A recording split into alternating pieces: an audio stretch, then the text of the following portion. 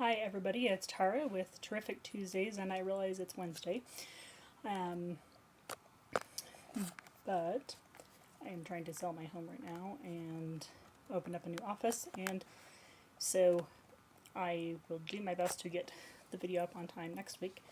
and try and get it done beforehand. Anyway, the subject today is preparing for summer, and specifically where we are wearing shorter sleeves, swimwear, and specifically for people who have a lot of scarring, who may have been cutters in the past, or just in general are self-conscious about parts of their body being exposed. This is a complicated issue, I think, and I don't know that there is one straightforward answer. But first of all, I don't think that there is anything that you have to expose if you aren't comfortable or don't want to. And for various reasons, people may choose to cover those areas. I have not been a cutter myself, but I could see reasonably that being a therapist, had I been a cutter in the past and had I had a lot of scars, because I know therapists who have had those past histories and have had handled it different ways and have different comfort levels, that one might choose to cover it up just for the sake of not drawing attention to that issue and allowing people to focus on their own issues. Or I also know therapists who use those scars as part of their therapeutic process in helping people to relate to them and to say, hey, look, I've had this issue in the past and there's nothing I can do about the scars, and I have dealt with the shame of the issue, and it's part of my past, part of my history, part of who I am, part of what it's made me today, and working through those issues has made me a better person. And they're okay with exposing it. And so I think it really is an individual issue. And I think one thing to remember is that I think that we tend to believe people pay attention to things more than they actually do. So, if say, for example, there's some people that have birth defects or burn scars on their face that may be severe, and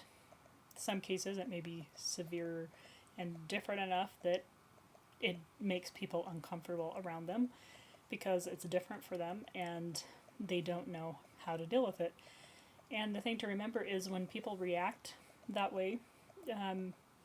it's not about the person with the scars, it's about whoever is reacting. It's about their own reaction and discomfort and something inside of them that panics. But I've known people with differences, with different abilities, that they have those reactions and they're comfortable enough with themselves that they're able in most instances to overcome them and then make people in the process around them understand, to help them to be accepting and be comfortable with differences around them. And once they get to know the person, then suddenly they're on equal terms. And I don't know that the difference necessarily goes away, but it becomes part of the environment, part of who that person is, and often even valued by friends and family. So if you have a lot of scarring and you are able to recognize that, okay, my issues are my issues, and if you've dealt with them, and if you reach a point with your body that you are comfortable wearing short sleeves even though you have scarring, first of all, if you have a lot of scarring on your arms, for example, it may be noticed, but think about how often do you really study somebody's arms, and is the scarring, is your self-conscious level really your fears, and are you hyper aware and projecting your fears and thinking other people are responding to that? Or in some cases maybe they are severe, but think about how you react if you are confident in yourself. Even if people at first kind of are thrown back, a lot of times people will come around when you are comfortable, you are confident, you exude confidence about yourself and comfort with who you are, and they become comfortable, and they may inquire about it, or if you notice somebody is very upset, it's very upsetting to them, and you're comfortable enough yourself, you can come up with a line, say, I've had a difficult past. Those are scars that show the difficulties I've been through, that I've overcome, and now I've learned how to function in more healthy ways, and it's part of who I am. It's given me perspective and empathy to relate to other people. Or if you're not at that level yet and you really are uncomfortable, then, I would say you don't necessarily have to prove to anybody that you're past things that you aren't by wearing short sleeves when it's going to make you uncomfortable in social situations. I think it's okay to cover those parts that you're uncomfortable with, if you keep in mind that I'm uncomfortable with this, but you're able to evaluate, why am I uncomfortable with this? Is it really, because usually when we're still uncomfortable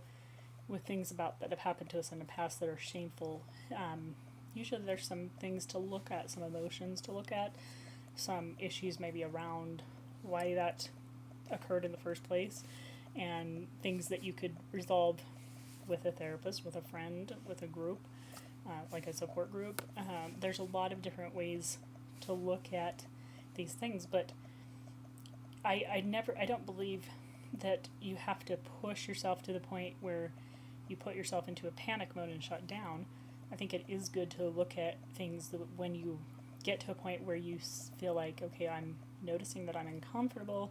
with showing my arms or my legs, that you're able to evaluate that and say, okay, this is something that I need to work on. I don't necessarily need to show all my skin to, get over it, because that's not generally what pushes people to get over things, but usually there are deeper underlying issues, and if you're able to start connecting with the emotions, with the beliefs around those scars,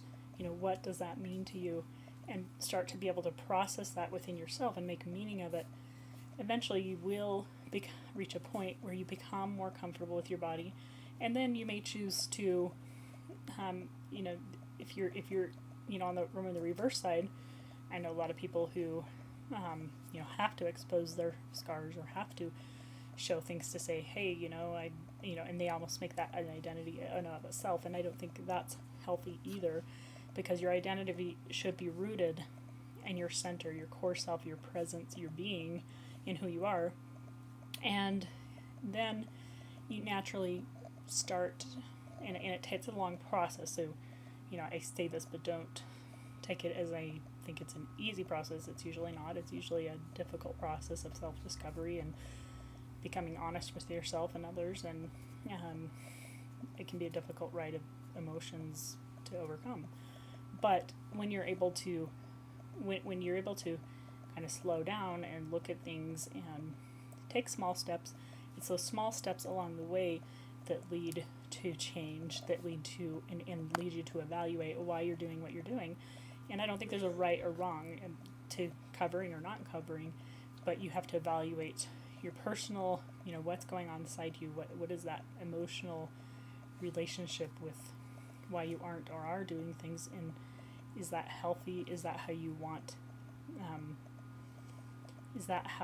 to exist? And if not, what are you going to do to take small steps to change it?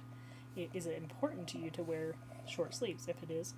then what are the steps that you need to do to become comfortable with it? And that's a very individuated process, and writing, talking,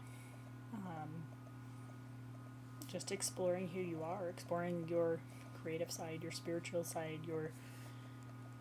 intellectual side, working on relationships, becoming connected to your intuition. There's a lot of different ways that you can explore that. So that's what I would say with the issues of body exposure, is to start from right here, from your core, from your center, and to go from the inside out, and not go more than is